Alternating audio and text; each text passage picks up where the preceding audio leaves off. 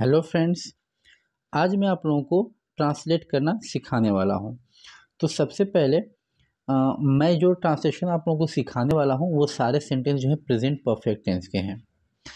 तो present perfect tense के मैंने कुछ सेंटेंस को लिया हुआ है और यहाँ पे कुछ वर्ड्स को भी मैंने लिया है। इन सारे वर्ड्स का जो है सेंटेंस में यूज करके भी दिखाऊंगा और हम लोग ट्रांसलेट करना सीखेंगे। तो यहाँ पे कुछ शब्द हैं, पहले इन शब्दों को हम लोग देख लेते हैं।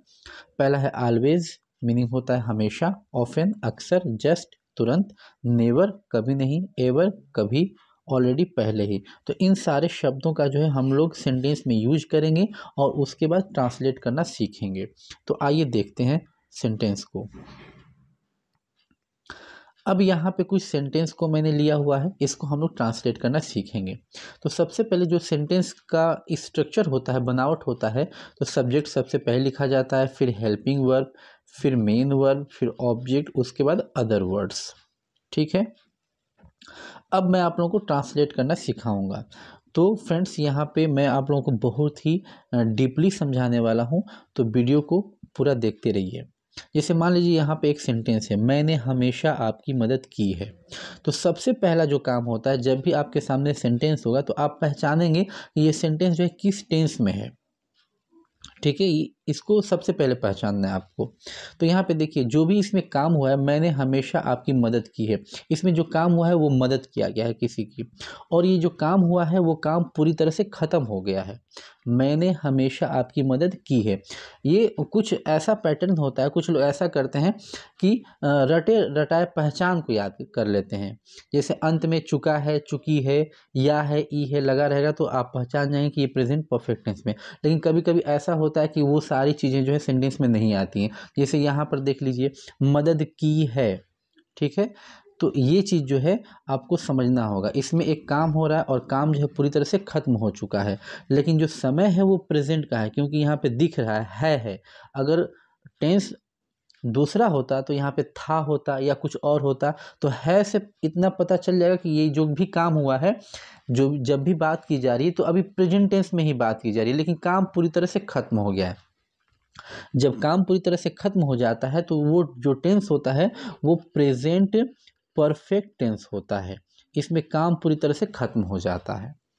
तो इतना आपको पहचानना है। उसके बाद आपको दूसरा काम ये करना है कि आपको सब्जेक्ट का पता लगाना है कि कैसे इसमें जो है सब्जेक्ट क्या है और कैसे हम उसकी जो है उसको पहचानेंगे, क्योंकि सेंटेंस जो शुरू होता है वो सब्जेक्ट से ही शुरू होता है। ठीक है, तो यहाँ पे सेंटेंस है, मैंने हमेशा आपकी मदद की है। तो सेंटेंस में सब्जेक्ट का पता लगाने के लिए आपको प्रश्न करना होगा, और प्रश्न करना होगा कौन से, कौन लगा करके। ठीक है, तो जब आप कौन लगा कर प्रश्न करेंगे तो सब्जेक्ट निकल कर के आ जाएगा। मैंने हमेशा आपकी मदद की है।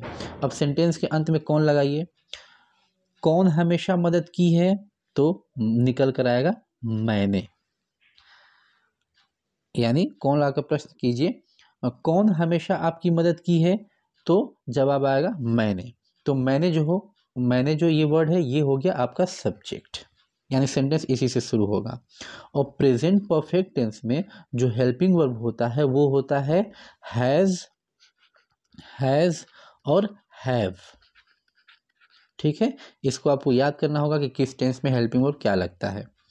ठीक है, तो आई के साथ हैव का यूज होता है। अब सब्जेक्ट निकल कर आ गया मैंने, तो मैंने का जो इंग्लिश होता है वो होता है आई। अब आई के साथ यूज होता है हेल्पिंग वर्ब हैव, तो आई हैव। ठीक है, और इसमें देखिए ये वर्ड आया है हमेशा। तो इसमें जो है जितने सारे वर्ड्स को लिया गया था मैं पीछे बताया हूँ, यानी ये जितने सारे वर्ड्स हैं इनका जो यूज़ होता है वो मेन वर्ब से पहले होता है। यानी जितने भी मेन वर्ब होंगे, मेन वर्ब का थर्ड फॉर्म लिखा जाता है प्रेजेंट परफेक्ट में, तो उस वर्ब से, मेन वर्ब से, यानी मेन वर्ब से पहले ये सारे शब्द आएंगे। जितने भी शब्द हैं वो मेन वर्ब से पहले यूज होंगे। ठीक है, तो हम लोग ट्रांसलेट कर रहे हैं। तो आई हैव हो गया। अब यहाँ पे आया हमेशा, तो हमेशा की इंग्लिश होती है ऑलवेज। I have always. ठीक है, आई हैव ऑलवेज। अब उसके बाद हमको लिखना है मेन वर्ब। तो मेन वर्ब होगा यहाँ पे। अब देखिए मेन वर्ब कैसे आप पता करेंगे कि सेंटेंस में मेन वर्ब क्या है, तो यहाँ पे जो भी काम होता है सेंटेंस में वही मेन वर्ब होता है। तो इसमें काम क्या हुआ है, मदद करने का काम हुआ है, ठीक है। तो इसमें मदद किया जा रहा है, तो मदद का इंग्लिश हेल्प होता है और थर्ड फॉर्म लगेगा तो हेल्प्ड हो जाएगा, हेल्प्ड। थर्ड फॉर्म हमको यूज करना है तो हो गया helped. I have always helped, और किसकी मदद की गई है, तो आपकी, ये ऑब्जेक्ट है तो हेल्प्ड के बाद यू लिखा जाएगा। तो ये हो गया sentence complete. I have always helped you, मैंने हमेशा आपकी मदद की है। तो हमको पहचानना है सेंटेंस को किस टेंस में है, उसके बाद सब्जेक्ट निकालना है, सब्जेक्ट के साथ हेल्पिंग वर्ब क्या लगता है, कोई और वर्ड है तो वो भी यूज़ होता है। उसके बाद मेन वर्ब को पता करना है कि मेन वर्ब इसमें क्या है, तो मेन वर्ब वही होता है जो भी काम सेंटेंस में होता है वो मेन वर्ब होता है। उसका थर्ड फॉर्म यूज करना है और उसके बाद ऑब्जेक्ट लगाना है। फिर एक सेंटेंस देखते हैं, मैंने अक्सर राम को यहाँ देखा है। अब फिर कौन ला का प्रश्न करते हैं, कौन ला का जब आप प्रश्न करेंगे तो सब्जेक्ट निकल कर आएगा। मैंने अक्सर राम को यहाँ देखा है, कौन अक्सर राम को देखा है, तो निकल कर आएगा मैंने। यहाँ भी जो है सब्जेक्ट है मैंने। कौन राम को यहाँ देखा है या कौन अक्सर राम को यहाँ देखा है, तो सब्जेक्ट निकल कर आएगा मैंने, ठीक है। तो ये आपका सब्जेक्ट हुआ। तो सबसे पहले सब्जेक्ट से सेंटेंस शुरू करते हैं, तो हो गया आई। यहाँ पे सब्जेक्ट कुछ भी हो सकता है, जैसे मान लीजिए है उसने अक्सर राम को यहाँ देखा है, तो फिर प्रश्न हम पूछेंगे कौन ला करके, कौन अक्सर राम को यहाँ देखा है, तो आ जाएगा उसने, ठीक है। तो उसने का ही यहाँ पे सब्जेक्ट ही हो जाएगा, ठीक है। तो ये कौन लाकर जब आप प्रश्न पूछेंगे, कौन का यूज करना है, सेंटेंस के अंत में लाकर प्रश्न पूछना है। कौन अक्सर राम को यहाँ देखा है, तो मैंने, ठीक है। जैसे मान लीजिए हम मोहन भी हो सकता है, मोहन अक्सर राम को यहाँ देखा है, तो कौन अक्सर राम को यहाँ देखा है, तो आ जाएगा आंसर मोहन, ठीक है। तो वो सब्जेक्ट हो जाएगा। यहाँ पे आई है, आई के साथ हैव लगता है तो आई के साथ हमने हैव लगा दिया। और उसके बाद हमको मेन वर्ब लिखना है, तो मेन वर्ब से पहले यहाँ पे एक वर्ड है अक्सर, जिसका हमको यूज करना है। तो अक्सर का इंग्लिश होता है ऑफेन। आई हैव ऑफेन, ठीक है। अब इसमें हम कैसे पता लगाएंगे कि यहाँ पे मेन वर्ब क्या है, तो जो भी काम हो रहा है, मैंने अक्सर राम को यहाँ देखा है, देखना, ठीक है। देखा है यहीं पे होता है, देखा है तो ये मेन वर्ब है, देखना काम है, तो देखना का सी और सी का third form seen, see saw seen. I have often seen. उसके बाद ऑब्जेक्ट, किसको देखा है, तो राम को, तो उसके बाद आ जाएगा राम। आई हैव ऑफन सीन राम। उसके बाद यहाँ, तो यहाँ जो है आ जाएगा लास्ट में here, full stop. I have often scene Ram here, मैंने यहाँ अक्सर राम को देखा है। आई have often scene Ram here, मैंने अक्सर यहाँ राम को देखा है। नेक्स्ट सेंटेंस लेते हैं। नेक्स्ट सेंटेंस है वह तुरंत गया है। अब इसमें जो है देखिए, वह तुरंत गया है, जाने का काम खत्म हो गया है, लेकिन यहाँ पे है लगा है, तो काम खत्म हो जाता है तो प्रेजेंट परफेक्ट होता है, ठीक है। इसमें काम पूरी तरह से खत्म हो जाता है, तो ये प्रेजेंट परफेक्ट में है।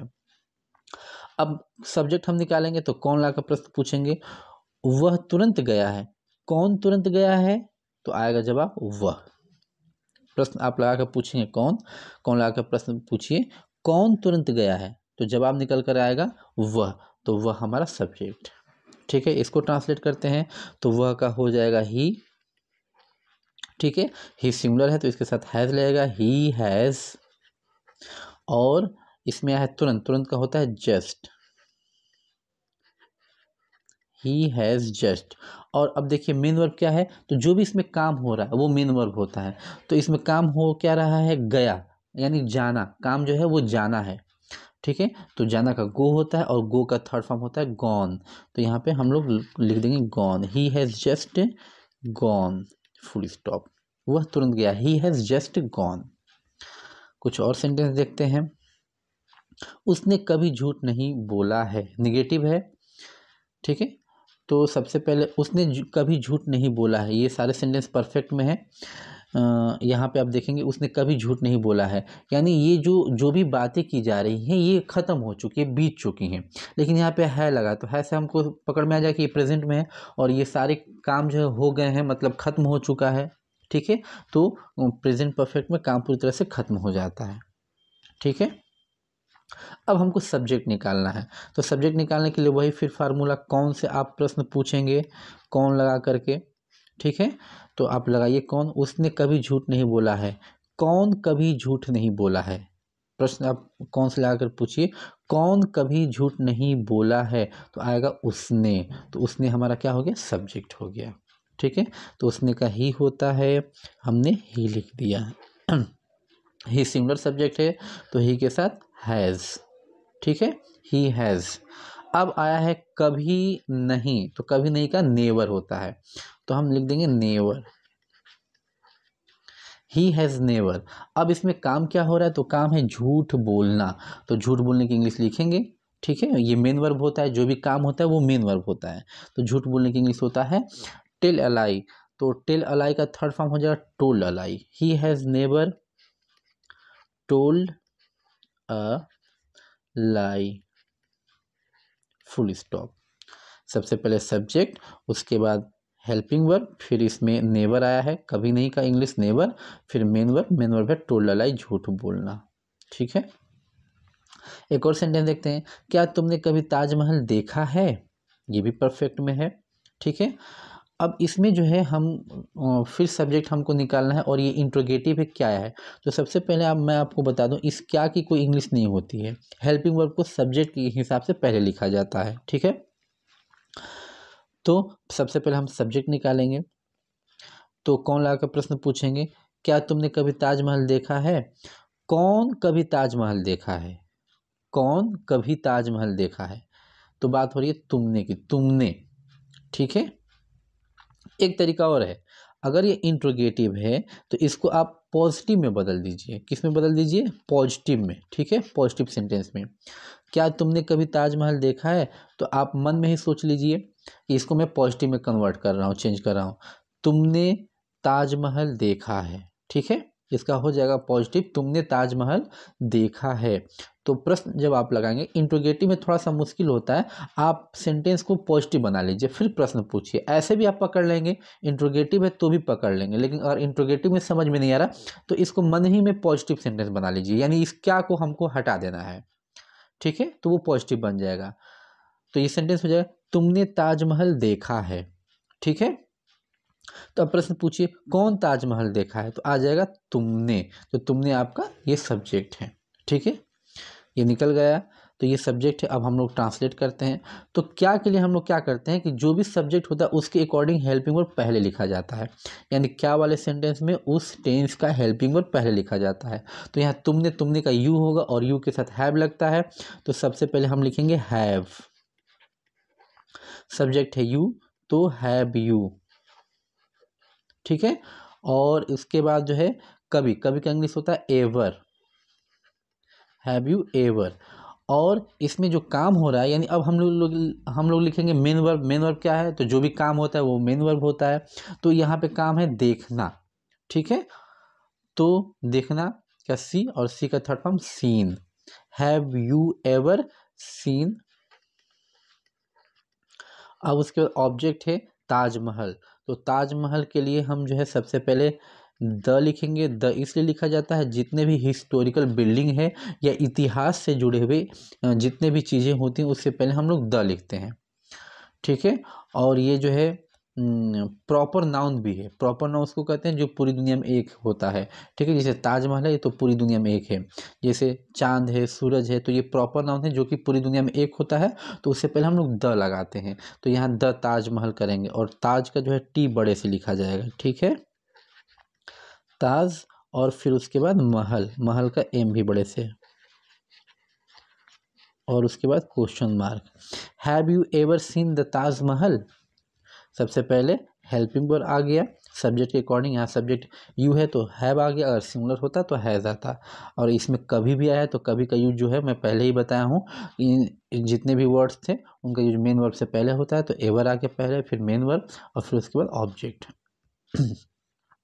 नेक्स्ट सेंटेंस देखते हैं, मैंने अपना काम पहले ही कर लिया है, काम इसमें खत्म हो चुका है, लेकिन है लगा है तो ये प्रेजेंट टेंस में है, तो प्रेजेंट परफेक्ट में काम पहले ही खत्म हो चुका है। सब्जेक्ट निकालते हैं तो फिर उसी तरह से आप कौन से प्रश्न पूछिए। मैंने अपना काम पहले ही खत्म कर लिया है। कौन अपना काम पहले ही खत्म कर लिया है, तो आएगा आंसर मैंने।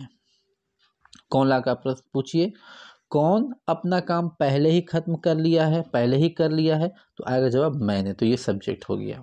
ठीक है, तो अब हम लोग लिखेंगे, इसको ट्रांसलेट करेंगे। तो मैंने का यहाँ पे आई हो जाएगा, आई के साथ हैव लगता है, तो आई हैव। ठीक है, अब उसमें आया है पहले ही, तो पहले ही क्या होता है ऑलरेडी, तो उसके बाद ऑलरेडी, आई हैव ऑलरेडी। अब देखिए काम कर लिया है, मैंने पहले अपना काम कर लिया है। करना का इंग्लिश होता है डू। यहाँ देखिए इसमें हेल्प मेन वर्ब। अब हम लोग मेन वर्ब लिखेंगे तो मेन वर्ब का पहचानने का तरीका है कि जो भी सेंटेंस में काम हो रहा है, जैसे इसमें काम हो रहा है, मैंने अपना काम पहले ही कर लिया है, करना काम है, इसमें काम किया जा रहा है, तो काम करने का होता है डू। ठीक है, तो डू का थर्ड फॉर्म हो जाएगा done. I have already done. ठीक है, मैंने अपना काम का होगा माई वर्क। आई के साथ अपना काम माई वर्क, अपना काम। ठीक है, full stop. I have already done my work. ठीक है, सब्जेक्ट, उसके बाद हेल्पिंग वर्ब, फिर इसमें एक वर्ड आया है पहले ही, तो ऑलरेडी हमने यूज़ कर दिया, और इसका यूज़ होता है मेन वर्ब से पहले, तो ऑलरेडी का यूज मेन वर्ब से पहले। और मेन वर्ब पहचानने का तरीका ये है कि सेंटेंस में जो भी काम हो रहा है वो मेन वर्ब होता है। ठीक है, तो काम हो रहा है, इसमें जो भी काम हो रहा है वो ये है कि इसमें काम के बारे में कहा जा रहा है, इसमें काम हो रहा है, तो काम करने का डू, और डू का थर्ड फॉर्म डन, और उसके बाद माई वर्क। तो ये हो गया कंप्लीट। फ्रेंड्स, वीडियो कैसी लगी कमेंट में ज़रूर बताइएगा।